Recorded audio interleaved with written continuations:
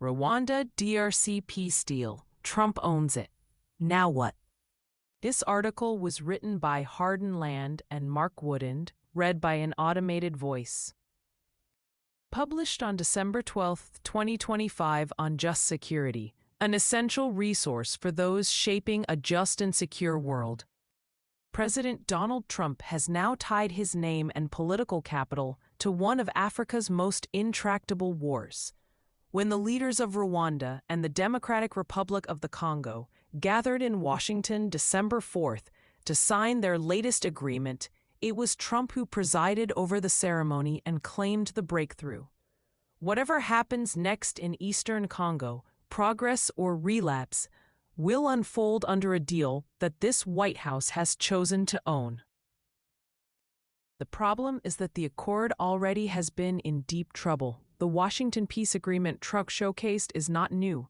It ratifies the same deal that has technically been in force since June 27.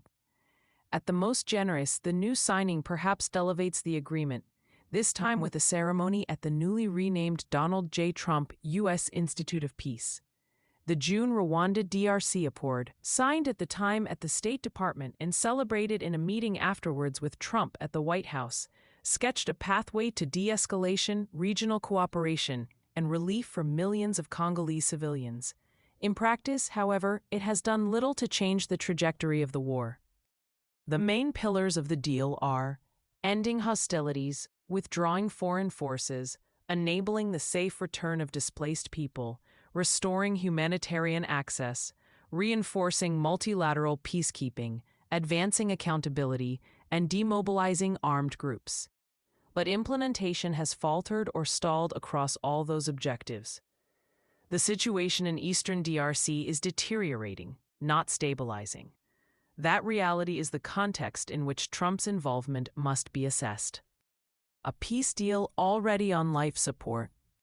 The June agreement followed an earlier declaration of principles that pledged respect for sovereignty and territorial integrity, addressed security concerns, and envisioned regional economic integration and the return of refugees and internally displaced people.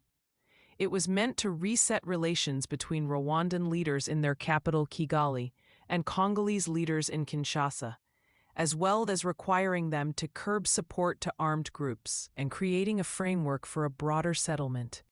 Formally, that framework has been binding since the June 27 signing, yet core commitments, most importantly, the cessation of hostilities and an end to support for non-state armed groups, remain unfulfilled. Within days of the June signing, heavy fighting resumed across North Kivu, South Kivu, and Ituri provinces, which have been at the heart of United Nations peacekeeping mandates for close to 2 decades, and where more than 5 million of the country's 6.9 million internally displaced people are sheltering. In July alone, violence left well over 100 civilians dead in areas under the control of M23, the Rwanda-backed rebel force that is in the process of signing a parallel deal with the DRC, mediated by Qatar. Diplomacy has not arrested the slide. In July, under the Qatari mediation, leaders of the DRC and M23 signed a Doha declaration with an immediate ceasefire due to go into effect no later than July 29th, and a commitment to reach a comprehensive agreement by mid-August. The ceasefire collapsed within days. The deadline came and went without a durable deal. On November 15th, the DRC and M23 signed yet another framework for peace in Qatar. The next day, M23 seized additional territory in South Kivu. Meanwhile, the Joint Security Coordination Mechanism envisioned in the Washington Agreement has met, but has been unable thus far to transform the realities on the ground. M23 continues to expand, reportedly mobilizing more than 7,000 new recruits, and entrenching its de facto rule in major urban centers, including Goma and Bukavu, key economic hubs situated in the mineral-rich eastern DRC, where the rebel group is appointing local leaders and building parallel administrative structures. A pillar of the broader peace arrangements meant to halt the war has instead coincided with the deepening of the conflict and its attending divisions. A humanitarian crisis in freefall. The human cost of this failure is staggering. Displacement remains extreme. In some areas, families have been uprooted multiple times as front lines shift. Internal displacement continues to rise sharply. Since December 2nd, more than 200,000 people have been displaced across South Kivu province alone, according to the UN. The United Nations World Food Programme projects that roughly 26.6 million people in the ICC will face crisis-level food insecurity by early 2026, with the worst conditions in the East. Recent assessments show that 3.2 million people are facing emergency levels of food insecurity, IPC Phase 4, one level above famine. Yet aid operations are being strangled. In July, Wazalendo, a coalition of Congolese-backed forces, blocked a 55-truck humanitarian convoy.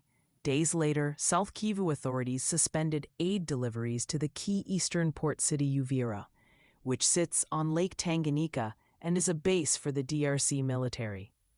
And now, days after the December 4th peace signing ceremony in Washington, M23 rebels captured Uvira, a strategic victory that ensures they now control both North and South Kivu provinces. Meanwhile, Goma's airport, a central hub for humanitarian operations, has been closed since January 2025, choking the movement of staff and supplies. Just as needs spike, financing is collapsing. The $2.5 billion UN humanitarian response plan for the DRC is only 22.1% funded. The World Food Programme has been forced to slash its caseload for lack of funding. Worse, the United States and major donor nations have cut contributions, forcing the UN to narrow its funding request to serve only the most needy. This will have real-life consequences for people who will no longer be assisted. Deep cuts in global health resources, including from the United States, are further weakening the response. Health and protection systems are buckling under the strain. Mpox, cholera, malaria, and TB are surging, and vaccination campaigns face continued challenges due to misinformation and infrastructure barriers. Survivors of sexual violence are losing access to post-rape care, protection, and psychosocial support. Put simply, Trump has presided over a peace ceremony at a moment when humanitarian agencies are being forced to decide which communities to abandon. These are not the kinds of conditions that would support a sustainable peace, even if the deal itself were viable, which appears not to be the case. Security commitments still on the shelf. The security architecture of the deal is faring no better. The Washington Peace Agreement contains ambiguous language on the withdrawal of Rwandan Defense Force units, with no clear timelines nor credible verification mechanism. Persistent reports of Rwandan elements supporting M23 remain unaddressed. Provisions for disarmament, demobilization, and reintegration are also stalled. It is unlikely that M23 will relinquish the territory it holds, as evidenced by the fact that it continues to build parallel administrations and consolidate revenue streams. Entrenchment appears to be the order of the day. On the multilateral side, rhetoric and resourcing are moving in opposite directions. During a June 27 UN Security Council debate, the United States strongly backed the central role of MONUSCO, the UN peacekeeping mission in DRC since 2010, in implementing the peace agreement. Yet, subsequent U.S. budget cuts to peacekeeping will significantly weaken the mission's ability to protect civilians, just as the need for protection is surging in the face of fighting and sexual violence. Voices left out, grievances left untouched. Accountability and inclusion, two core ingredients of any durable peace, are the weakest pillars of all. The agreement lacks meaningful enforcement mechanisms, including clear consequences for violations or for alleged external support to M23. Mass killings by armed groups, including M23 and the Allied Democratic Forces (ADF), which operates in the DRC-Uganda border area, continue with little prospect of justice. Impunity for gender-based violence remains entrenched. estimates suggest that dozens of women and girls are raped every day in eastern DRC. Justice mechanisms are largely non-functional, and many survivors are now losing access to basic medical and psychosocial services as funding dries up. At the same time, civil society representatives, especially women's organizations, survivor networks, and displaced communities, have had little meaningful voice in shaping the agreements or overseeing their implementation. Women were effectively excluded from the peace process. Without transparency, local ownership, and clear avenues for accountability, this accord risks becoming yet another elite bargain negotiated over the heads of those who bear the brunt of the war. Trump's test, from ceremony to consequences. Seen against this backdrop, this month's signing in Washington, D.C. is best understood as the beginning of the test of Trump's endeavor, not its conclusion. By presiding over the ceremony and claiming the win, Trump has made this struggling agreement his own. That choice can be an asset or a liability.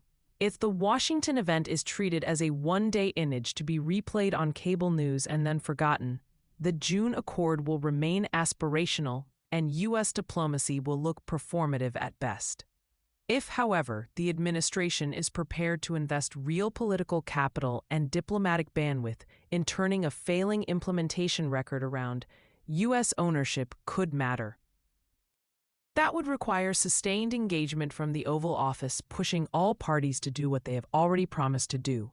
It would mean aligning U.S. leverage, aid, sanctions, security cooperation, diplomatic recognition, with a clear set of benchmarks tied to civilian protection and humanitarian access.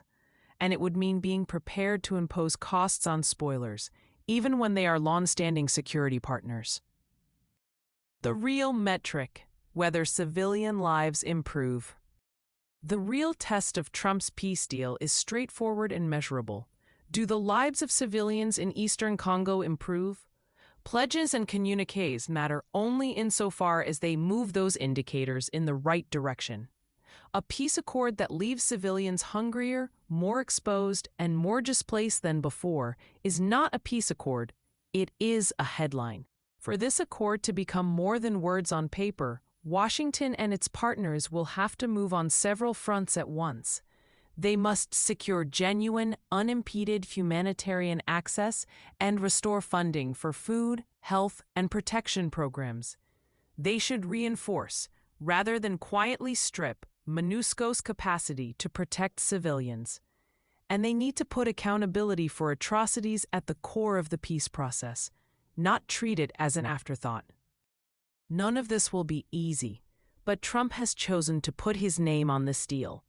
Unless the political will is found to turn today's grim trajectory around, the signing will be remembered for what it risks being now: a compelling photo op for a peace that exists mainly on paper. Thank you for listening to this article published on Just Security. To stay up to date on Just Security's analysis of law, policy, and current events, go to justsecurity.org. Subscribe to Just Security on Substack, and follow us on LinkedIn, Blue Sky, Facebook, Instagram, and Threads.